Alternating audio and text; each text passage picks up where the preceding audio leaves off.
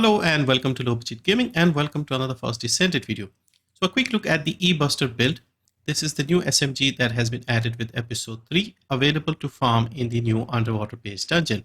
This is designed specially for Ines, only for Ines because it doesn't even work with the other two electric descendants, Bunny and Sharon. Now this can be used as an excellent stat stick. However, it is still weak against the bosses and the elites. Because in the dev stream and the dev notes, they mention this as being hopefully a replacement for the shadow. It is not. The shadow is still better when it comes to dealing with the elites. This is, however, a very good stat stick, and you can replace the secret garden with this one because you get 81% more electric power by just holding this gun in your hand and using Ines. Now, this works very similarly to how the Fallen Hope works with Freyna. So again, with the Fallen Hope, it is a good gun, but it's not very strong at taking out the bosses. But it gives it Freyna more toxic power. So this one gives Ines more electric power. Very similar concept. So yeah, so let me show you how this works and then we'll discuss the build. Also keep in mind there is a new Transcendent module coming out for Ines later in this episode that should boost the power of the weapons further. And I think that should finally solve the issue of Ines not being able to deal with the tougher enemies in the various dungeons. Alright, so let's look at the unique ability of the gun. When you're using electric skills, it will give you something called entropy overlap, which is a 15-second duration basically. Now, while this is active and you are using your first skill, which is a tracking projectile type skill for Ines, Ines is the only one who has this among the 3 electric descendants. When you're using this skill, you get electric power, 5 stacks, and you get entropy energy rounds over here. So these are like extra bullets that you see on your gun. When you're shooting, it'll use those alongside your normal ammo as well. So you can get 5 stacks of electric power. The first stack seems to be 17, and then the next 4 seem to be 16 each. So 16 times 4, 64, and then 17, 81. You'll get 81% more electric power. So this is why I said it is an excellent stat stick. So let me just show you how this works. So basically your first skill is the key here. So when I use the first skill, you'll see the status of the overlap and then the conversion. You can get 5 stacks of the conversion. The last 2 on the right, those are the 2 we are getting for the gun. So now we have 5 stacks of the entropy conversion. So you can see her electric power is 1.782. This has increased significantly. I'm just waiting for this to end, and then you'll see the normal electric power. So this is the normal electric power, 0.972. And when you have the 5 stacks, you get 1.782. So 5 stacks of this, use your skill 5 times. It doesn't count the 5 bounces, it is the 5 stacks. And so you'll be at 1.782. Now notice whenever you are using your first skill, on your gun, you're getting those yellow rounds as well.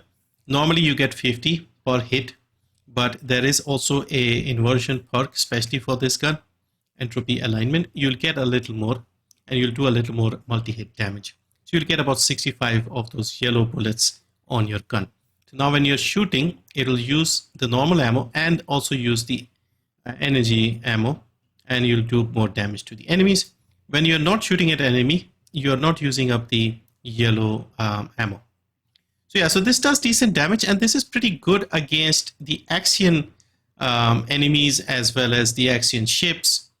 But it doesn't do much against the abandoned fusion form, for example, in the Forbidden Sanctuary.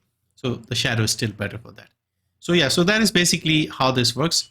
Let's have a quick look at the build. So for now, you can build it as a stat stick, which means you just put in some of the sprint cores and the grapple hook reduction if you don't want to invest into this any further until you see the Transcendent module or until it gets another buff or something. So this gun doesn't have a base element. Now in the 5 cores, I've put multi-hit chance in the free core. That seems to be the one that is giving me the most reliable results when it comes to more damage. In the firearm core, we have the firearm attack. In the red core, we have multi-hit damage. In the 2 yellow ones, I put 2 sprint cores. You can also put a 3rd sprint core in the free one if you're just using it as a stat stick.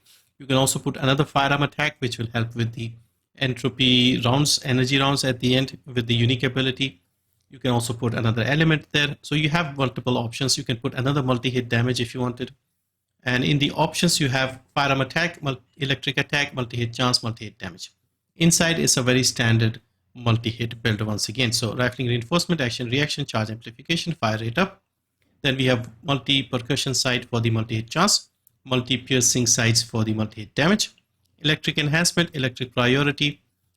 You can put expand weapon charge because the magazine isn't that great. You'll be constantly reloading, so I put one here.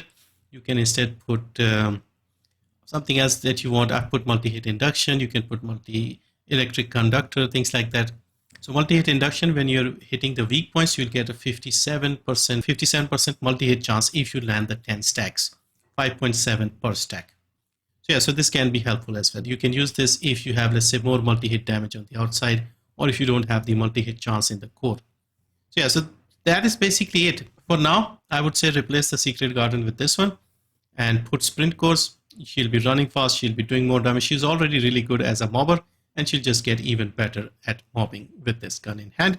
And let's see if they fix it, but this still hasn't solved our issue of taking care of the elites. For that, you should still stick with the Shadow. So yeah, so that is it for the entropy gun, sorry, whatever it's called, E-Buster. And yeah, let me know what you think. Thank you for watching. See you next time.